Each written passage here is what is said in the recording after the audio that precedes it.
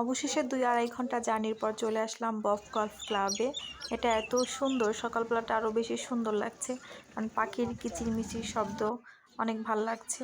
আর জায়গাটাও অনেক সুন্দর, যেহেতু এটা গল্ফ ক্লাব তো হচ্ছে শুধু মাঠ আর মাঠ, আর কিছু হচ্ছে কটেজ আছে।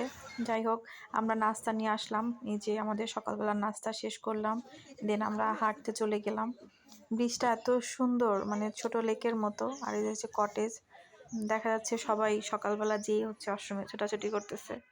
তো হচ্ছে আমি কটেজ আসলাম, কটেজটা এত সুন্দর, অনেক ভালো লাগছে। তারপরে হচ্ছে ফুল দিল এই স্টুডেন্টরা। আর এই যে দেখেন, মানে কুয়াশা ছিল অনেক, তারপর জায়গাটা অনেক সুন্দর লাগছে।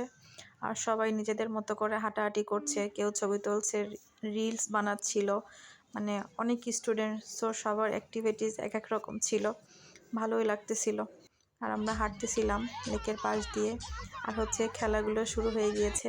এখানে হচ্ছে বালিশ ফিকাফিকি খেলতেছিল, এই যে মিউজিক বাজতেছিল আর বালিশ ছুটতেছিল একজন আরেকজনের কাছে। এটা খুবই মজার একটা খেলা ছিল। এটা অবশ্য অনেক সময় লেগেছে, কারণ অনেক স্টুডেন্ট ছিল যেহেতু। তারপর হচ্ছে এই খেলাটা আরও বেশি ইন্টারেস্টিং ছিল। মানে সবাই হচ্ছে এই যে, মানে সামনে একজন ছিল আর পিছনে মানুষগুলো দৌড়ে দৌড়ে যাচ্ছিলো, মেয়েরা।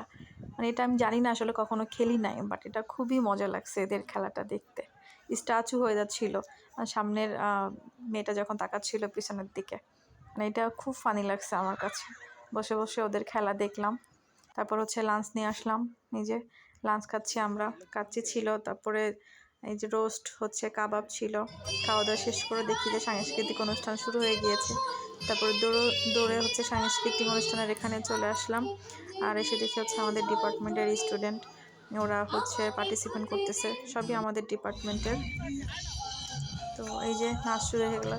এদের নাচটা হচ্ছে বরাবরই অনেক সুন্দর হয়, এবারও অনেক সুন্দর নাচ ছিল দুজনে। তো সবাই অনেক মজা করতেছিল, ফান করতেছিল, ওরা ডান্স করতেছিল, সবাই অনেক অনেক এনজয় করছে। আর যেহেতু আমাদের ডিপার্টমেন্টের বেশিরভাগই স্টুডেন্ট হচ্ছে অনেক বেশি এক্সাইটেড ছিল, লাফালাফি করতেছিল, নাচ করতেছিল। তারপরে সবচেয়ে মানে মোস্ট ইন্টারেস্টিং